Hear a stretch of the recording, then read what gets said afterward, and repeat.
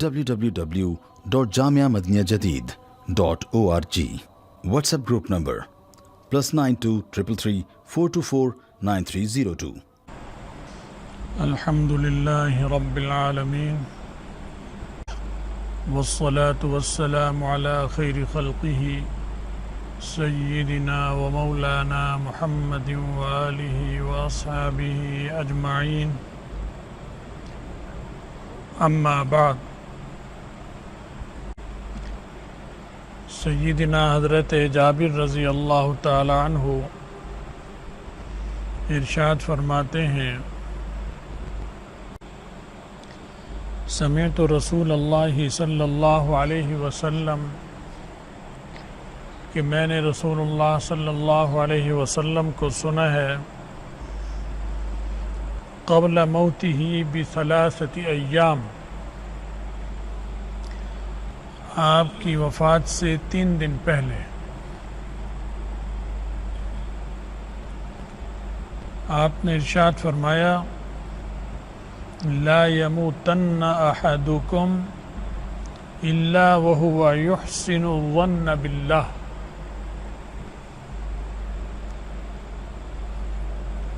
تم میں سے ہرگز کوئی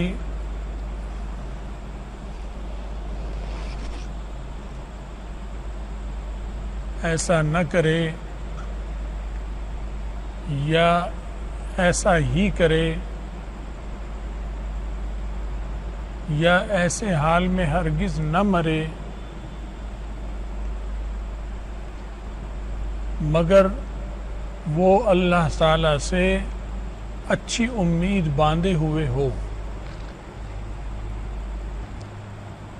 موت کے وقت جو اس کی قلبی کیفیت ہوگی، اس قلبی کیفیت کا اللہ تعالیٰ کے معاملے سے تعلق ہے.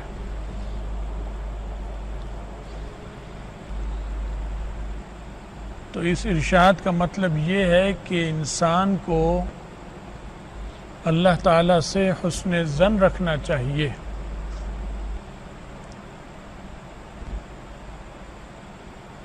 حسن ظن اس بات کا کہ وہ رحم والا ہے، وہ غصے والا بھی ہے، وہ پکڑ والا بھی ہے، مگر اس کی رحمت اس کے غصے پر غالب ہے، اور میں اس سے اپنی مغفرت کی قوی امید رکھتا ہوں، اپنی بخشش کی قوی امید رکھتا ہوں. اے اللہ، مجھے تجھ سے امید ہے کہ تو مجھے معاف فرما دے گا، درگزر کر دے گا اور میرے گناہوں کو چھپا لے گا. یہ حسن ظن رکھے اللہ سے تو اللہ کا وعدہ ہے کہ جیسا ظن مجھ سے رکھے گا میں اس کے ساتھ ایسا پیش آؤں گا. اصل میں اس نے اچھا پیش آنا ہوتا ہی ہے. فیصلہ ہوا ہے کہ کس سے برا پیش آنا ہے اور کس سے اچھا پیش آنا ہے. یہ بھی اسی کی توفیق سے ہی ہوگا. رسول اللہ صلی اللہ علیہ وسلم کے ارشاد کا مقصد یہ ہے کہ اس چیز کا دھیان رکھو اور اس چیز کی توفیق بھی مانگو اللہ سے. ضروری نہیں ہے کہ انسان کے حواس درست رہیں. بعض دفعہ عام حالات میں بھی معمولی سی بدحواسی میں کہنا کچھ چاہتا ہے ہوتا کچھ ہے. ذہن کسی چیز کی طرف لگانا چاہتا ہے اور نہیں لگتا. بعض دفعہ خرابی کی طرف ذہن اور سوچیں چلنی شروع ہو جاتی ہیں اور جانتا ہے کہ خرابی کی طرف چل رہی ہیں اور رکنا بھی چاہتا ہے، نہیں رک سکتا. اتنا انسان بے بس اور بے اختیار ہے. تو یہ سب کچھ ہوتا اللہ کی توفیق اور اس کی مدد سے ہے. اس ارشاد کا مطلب یہی ہے کہ ہرگز ایسا نہ کرے، یعنی اس چیز سے ڈرتا رہے اور اللہ سے اچھی توفیق طلب کرتا رہے، کیونکہ اس کی توفیق سے ہی ہوگا. موت کا وقت تو بہت سخت وقت ہے. وہ تو بڑے شدائد موت جو ہیں وہ تو بہت سخت ہیں. دنیا کے شدائد جو آتے ہیں اس میں حواس باختہ ہو جاتا ہے انسان، ہوش اڑ جاتے ہیں، لیکن موت کی شدت تو ان سے بہت زیادہ ہے۔ تو اللہ ہی کی خاص مدد ہوتی ہے جس کی وجہ سے اللہ اس پر سکون نازل کرتے ہیں، فرشتے اچھے اس کے ساتھ جوڑ دیتے ہیں، وہ اسے اچھی بات القاء کرتے ہیں، اس کے حواس درست رہتے ہیں، اور اللہ کے ساتھ اس کا معاملہ رحمت کا اور اچھی امید اور مغفرت کا رہتا ہے، برا گمان اللہ سے نہیں کرتا۔ برا گمان یہ ہے کہ میں تو ہوں ہی بڑا گناہ گار، میری بخشش کہاں ہو سکتی ہے، یہ تو سمجھے کہ میں اس قابل نہیں ہوں لیکن اللہ بخش دے گا انشاءاللہ، یہ ٹھیک ہے، لیکن یہ کہ میری بخشش کہاں ہو سکتی ہے، میں تو بہت گناہ گار ہوں، یہ مایوسی ہو گئی۔ تو گویا اللہ تعالیٰ کی رحمت سے مایوسی ہوئی تو اللہ سے معاملہ جو اس نے قلب کی کیفیت ہے وہ اچھی نہیں ہے،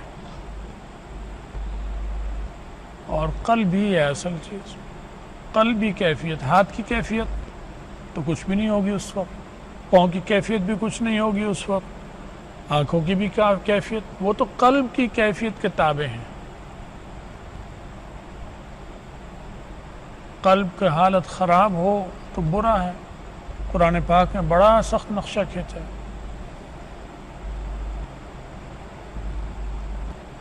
فلا صدق ولا صلى ولكن كذب وتولى ثم ذهب إلى أهله يتمطى أولى لك فأولى ثم أولى لك فأولى۔ اس طرح دوسری جگہ آتا ہے کہ وہ پنڈلی سے پنڈلی رگڑے گا، جو پنڈلی سے ساق،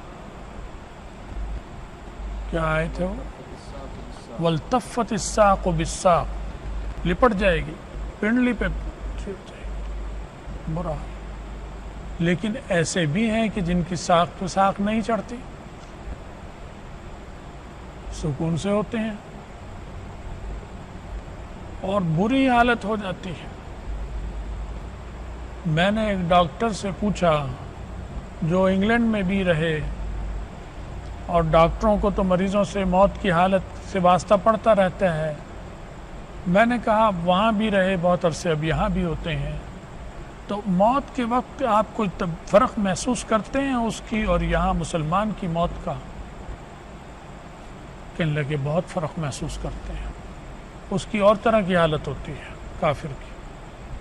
ایسے ہی مسلمان میں بھی جو فاسق فاجر ہو بہت زیادہ خدا نخواستہ، وہ کافر تو نہیں ہوتا لیکن وہ اللہ کی پکڑ میں آیا ہوتا ہے، تو ان کی حالات بھی بڑے خراب دیکھے ہیں۔ میں نے ایک آدمی کا حال سنا، کسی نے بتایا کہ موت سے پہلے اس کی آنکھیں تیر رہی تھیں اور بڑی خوفناک آوازیں اور منہ سے بہت خوفناک مناظر بتا رہا تھا، وہ جو اسے کچھ دیکھے ہوں گے، پیش آئے ہوں گے، وہ اس کی زبان سے نکل رہے تھے۔ جان بڑی مشکل سے نکلی اس کی، بہت مشکل سے نکلی۔ اللہ ہمیں سب کو بچائے ایسے حال سے، اپنا کرم کا معاملہ فرمائے، اور اللہم انی اعوذ بک من ان یتخبطنی الشیطان عند الموت، یہ دعائے رسول اللہ صلی اللہ علیہ وسلم نے مانگی ہے۔ اللہ میں تیری پناہ میں آتا ہوں اس بات سے کہ موت کے وقت شیطان مجھے بدحواس کر دے، خبطی بنا دے، دیوانہ ہو جاؤں، دیوانہ پاگل ہو جاؤں جیسے۔ اے اللہ اس حالت سے میں تیری پناہ میں آتا ہوں۔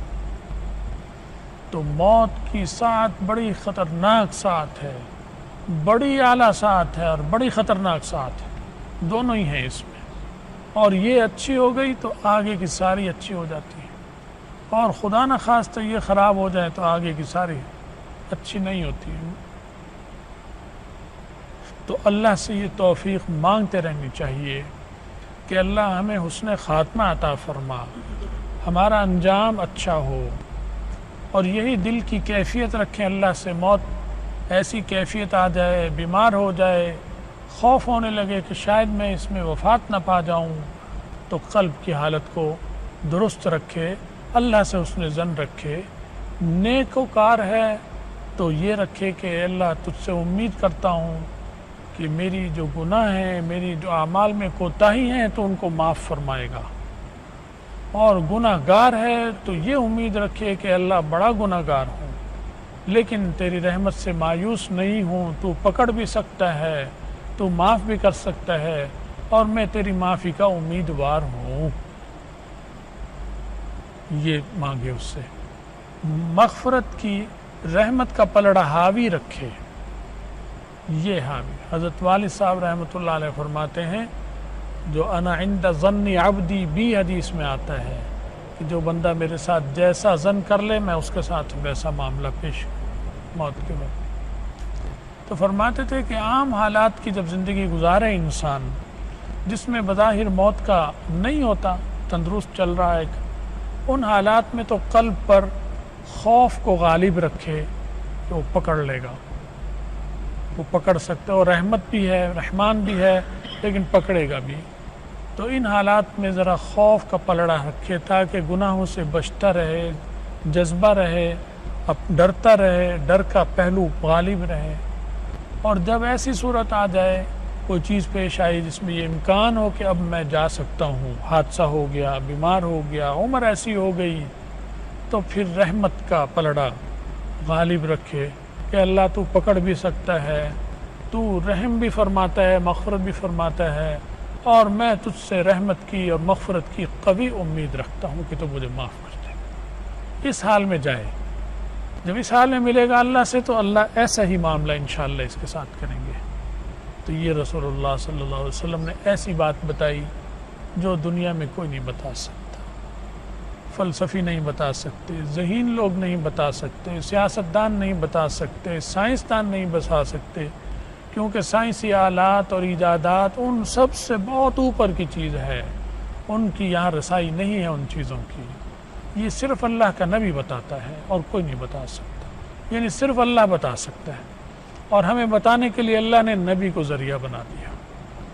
तो ये बहुत राज हैं, राज, ये हक़ाइक़ हैं, ये ऐसे राज हैं कि कोई दुनिया की ताकत इससे पर्दा चाक नहीं कर सकती थी। अल्लाह ने रसूलुल्लाह सल्लल्लाहु अलैहि वसल्लम और उनसे पहले उम्मतों पर मेहरबानी फरमाई, नबियों को भेज कर कि ये राज और इन हक़ाइक़ से आगाह किया। नसीबों वाले जो भी होंगे वो इससे फ़ायदा उठा गए, अब राहत की ज़िंदगी गुजार रहे हैं। अल्लाह अपने फ़ज़ल से हमें भी उन लोगों में शामिल फरमा ले और हमारा हशर ख़ात्मा ईमान पर करे और सालिहीन के साथ हमारा हशर फरमाए, और आखिरत में रसूलुल्लाह सल्लल्लाहु अलैहि वसल्लम की शफ़ाअत और उनका साथ नसीब फरमाए। व आखिर दावाना अनिल हम्दुलिल्लाह।